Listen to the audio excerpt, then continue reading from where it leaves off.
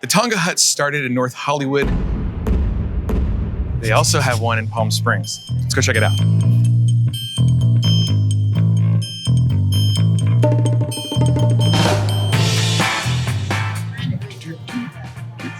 But a lot of it's taste, but I don't. So the owner, Murph, just let us in. The place just opened, so we're gonna get a look at the place before anybody else is in here. And I can't wait to show you this place, but you gotta stay tuned to see the hidden room. Hi, Murph. How you doing, dude? Good to see you. Yeah. Give you guys the lounge.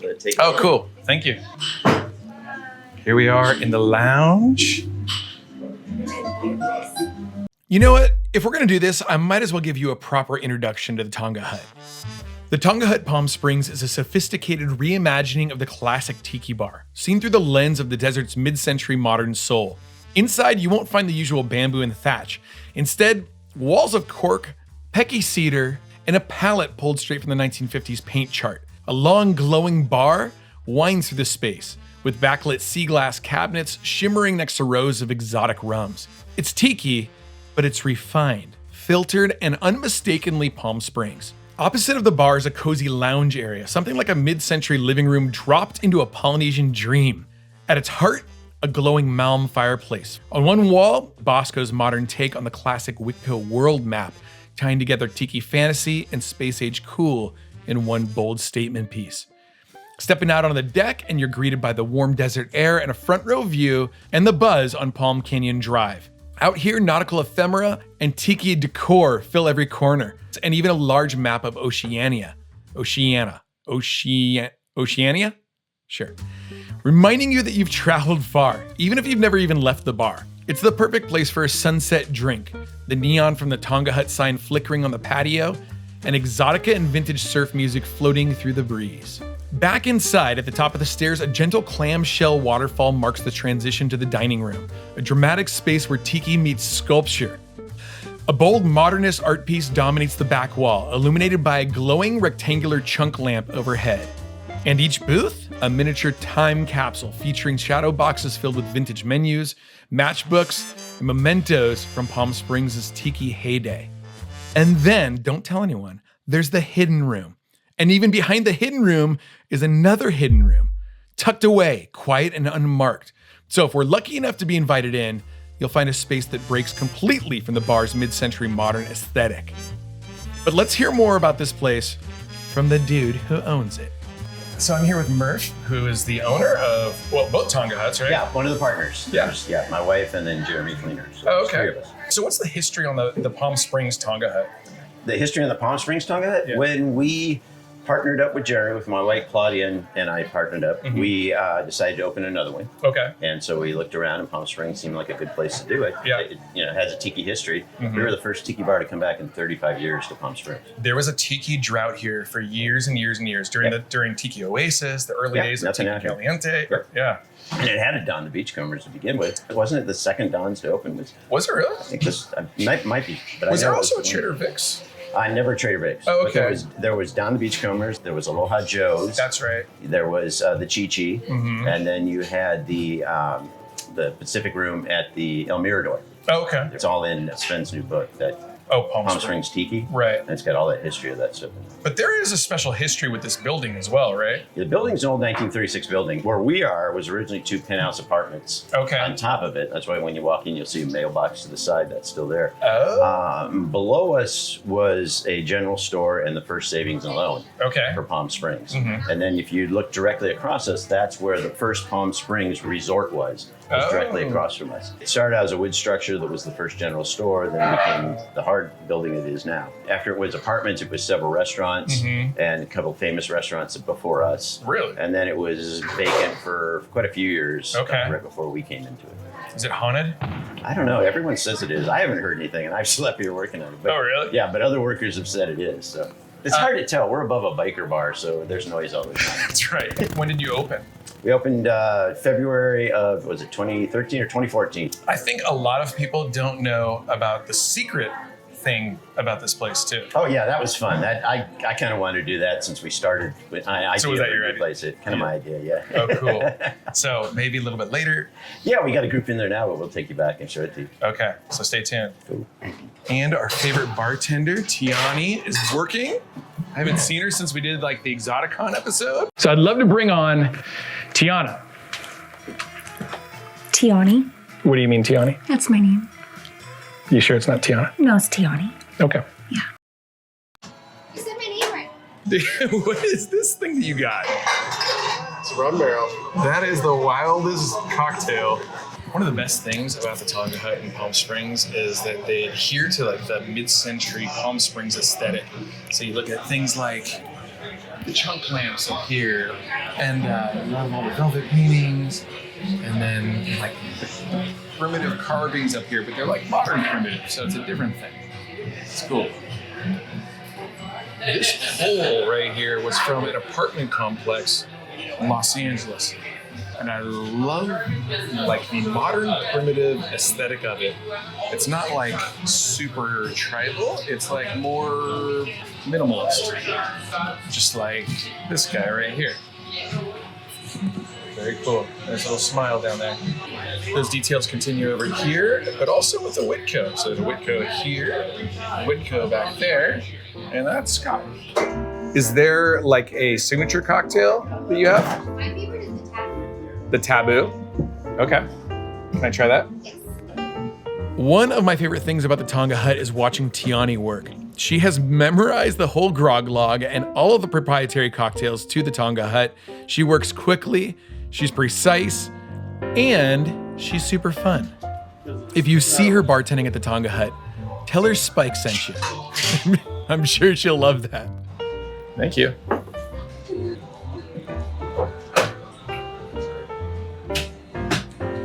Oh, that's really good.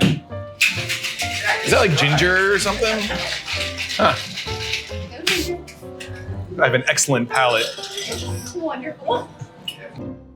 The thing is, this place has like all kinds of fun games. If you like games like Jenga or any of these fireplace games, I personally don't like games, but they do. No, Not a gamer. I don't like You're gonna games. love this game. I like high stakes games. We're gonna put some stakes No, no, 2 dice. While everybody was playing games, I had a personal poo-poo platter, and then this showed up. What is this, like a purple hooter?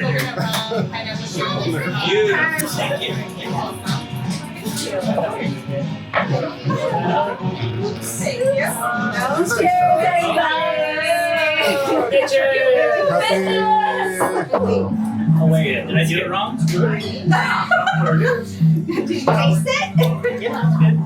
good. Wow, it's really good. Now, while all of that was going on, nobody saw Tiani over at the bar making more stuff.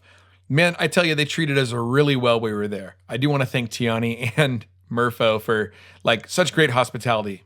But here we go again. I was just minding my own business, and all of a sudden, this thing showed up in front of me. And I have no interest in drinking some gigantic cocktail. It's been a long weekend in Palm Springs, and my friend over there, Tia, over there, behind the bar, sent me this ginormous cocktail. Look at this. Okay, what's this called? What's this called? A surprise? Yeah, special.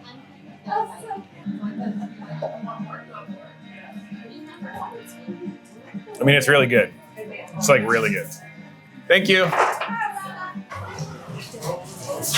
Go check out the secret room. Okay. Then we have to kill you. Oh no. The word doesn't get out. Oh, wait a minute. We're on film, aren't we? Yeah, we were definitely on We're in film. trouble. That's scary. The word's getting out. Okay, so we're going through the dining room. So you got the dining. This is all Tiki Diablo. Danny Gallardo did this for us. Okay. Except for the tikis on the end. These are the old tikis that were from the Hawaiian apartment complex that was down by LAX. There were about 100 of these in the dumpster when they were tearing everything down. You'll see part of them here, and then Max's South Seas Hideaway has the other ones. Leroy did this for us 10 years ago. Wow. When we first opened. So Probably that's one of his last big pieces, right? Yeah, when he was still carving pretty good then. I mean, okay. The guy carved every day of his life. I mean, right. He was prolific. Gonna be missed. Tell me about the wood on the walls. Okay, this is all pecky cedar or wormwood. It's all been it's the trees that have been eaten by the worms. Yeah. So that's what cut it down. But the reason this is here, if you could see in the light in LA, which you never can, all of the walls in the bar in LA were originally done in pecky cedar. Oh. So we picked up some accents here and in the bar to kind of pay homage to the Tonga Hut in LA. Oh, okay. So that's why it's here. So the Tonga Hut in LA has this stuff. It's all originally done in 1958 pecky cedar. Oh. But like I said, it's hard to see because it's really dark. It's so dark. Yeah. Okay, so how do we get to the secret room? So, pretty easy. But that's a phone booth, right? You just need to make a call. Okay. You still know how to use one of these. Okay. Well, why don't you go in there and make the call? But actually, we're going to go this way. Oh, okay. Oh, secret. There we go. Secret door. Again, we're coming into Danny Gallardo, Tiki Diablo, did this room for us. Did an awesome job. Yep. And then everything in here is all from vintage pieces. The wall is a Danny carving there. Oh, okay. Over here, right. Well, there. And then you got a piece from Kelbo's. Got a piece from the Tiki in Phoenix. Tiki in Phoenix. Got an old barrel lamp from Bahukas. The old Bahukas up by Pasadena. Right. In Rosemead. And you've got some square bamboo from the old Sam Seafood, which came down the Beachcombers. Sunset Beach. And then we have our one Tongan artifact in here is that big tap on the back wall. Oh, okay. Now, we knew it was old, but we weren't sure how old. And a couple from Tonga came in, and she used to make these with her aunties when she was a kid. Really? So she and her husband could read it. The writing is honoring the birth of Prince Toonie. He was born in 1940. So this was made in 1940. And then her husband goes, it's also honoring the Tongan Air Force. No way. And the British gave them 2 airplanes in 1940, and you'll see the airplane replicates across the top of the tapa. No way. So like right up here. Right there. It's like that. Wait. That plane that goes across the top there, it replicates all along the top. Yeah. Oh, it repeats. Yep. Amazing. So, and the husband and wife said they've only seen 2 other tapas that are honoring the prince. One's in a museum in New Zealand, the other's in the Tongan Royal Palace, and the third one's in the Palm Springs, Tonga. No way. It's so funny because like tapa print a lot of times is just cut up for lamps or whatever, and you don't think anything of it. And you learn after you've done this a little while, which is fun, is the distinction between the different islands of how to do tapa. You've got the Fijian tapa in that there, or on this lamp here, which is more, they sell a lot of this for tourism, so it's a lot more of a geometric patterns. Okay. Whereas most of the Tongan tapas you'll see tell a story. Wow. I remember coming in here when you guys were building this, and Danny was working on it. That was what you said, like 10 years ago. Yep, 10. Something like that. And I remember his intention was out there would be like Palm Springs Tiki. Yep. In here would be like very traditional Tiki. Yeah, and what the deal was is we wanted it, the Tonga Hut in LA is 1958, so it's kind of smack dab mid-century Tiki. Yeah. So you've got that more minimalist Tiki. You don't have a lot of thatch and bamboo. So that's what we were replicating there, what we thought would fit with Palm Springs. Right. But all of us kind of love the almost pre-Tiki bamboo and the matting and everything. So that's why we did this. So you'd have just a distinct place to come in and experience. So you get to experience, two periods within Tiki. For sure. And I think the great thing about the Tonga Hut in Palm Springs is that, like, I love the Palm Springs Tiki aesthetic. Like, the first version of the Breezeway was supposed to be like minimalist and like orange and bamboo. But I just love like the early Don the Beachcomber and Trader Vic's style. With that bamboo, and you get that total hut like you're on the islands. Yeah. And then some other neat tricks that Danny did. You're going to look up here, and if you were building a tiki bar in the South Pacific, you wouldn't use English newsprint, you use Chinese. So this has all been layered with Chinese. A few old bars did this. Yeah. The guys at Tiki Co, Danny replicated that in their shipwreck, in their place underneath. And it's like that ripple roofing. Yeah, this is the steel corrugate with the newspaper and ship's varnish to insulate it. And then you've got some pieces here that you can see these old paddles with the signatures and things. It looks like somebody crossed the equator with this one. Crossed the equator with it? Yeah, you look at the different writing that's on it talking about. Incredible. Some neat stuff like that. Yeah. And then you can get these harpoons at Home Depot. At Home Depot? It's an old Home Depot shovel that was ground down. No way. Yep. So if you guys are looking to make your own harpoons. Are you kidding me? I mean, that's a fun thing about Tiki. I mean, well, you yeah. got the historic stuff, but you can also have fun just building out your stuff. I mean, you can, it's arts and crafts to a next level. It is, but you have to have the eye for. And you've got the this is Bongo Fury, Ron Farrell's helmet up there that he was making a few years back, the dive helmet. Right, yeah. And he supplied all of the black velvets for us in here. Oh, really? Except for the Lee tag copy that we have. But as we were having this conversation, I kept thinking about the secret room. So I started in Minneapolis for the first 13 years and then went to Florida. Okay. But when I was a kid, there was a place called the Waikiki Room in the Nicollet Hotel. Mm-hmm. And it was an over-the-top old tiki place with bamboo huts and a diorama of Diamond Head with the water. Okay. And you go in there in Minnesota at 30 below kind of stuff, and you get I get a Shirley temple and a pineapple. Right. But the neat thing about the Waikiki Room was that he had artifacts from all over the South Pacific, and he had a lot of weapons from the South Pacific, clubs and everything. Mm-hmm. But on the back of the menus, it would list what they were and where they came from. Oh, I love that. So as kids, my brother and I would be looking around and we'd be like, Yeah. "There's the Lore Club," and there was. So we loved going around. Everything had a story. Right. So when we did this, what I thought was cool is that everything in the bar has a back history or story, because most everything in here is vintage. In the bar or in this back room? Back room and bar. Okay. You're going to find everything except for a few art pieces from friends like Bosco and Danny and some things like that. Is the Whitco World, is that? The Whitco World. Now that was actually interesting because Bosco brought in his dancing Menahunis. Oh, right. And we were kind of putting Whitco stuff up, and we didn't really fit there. Mm-hmm. And he was like, "I've always wanted to do one of those." Oh, so he made that for us. He won't make them now because Pleasant's doing it again. Yeah, at that totally. time, nobody was doing it. So that's a Bosco piece. You'll see that's really cool. Yeah. And he did a really good job. It fools everybody. Yeah. And everybody goes, "I've never seen one that big." I'm like, "You never will." So everything in here's got kind of a story that's kind of fun. Yeah. A little bit of history. I think people dismiss Tiki a lot of times as just like it's kitsch and whatever. It is kitsch, but it's kitsch. But now it's a historical kitsch.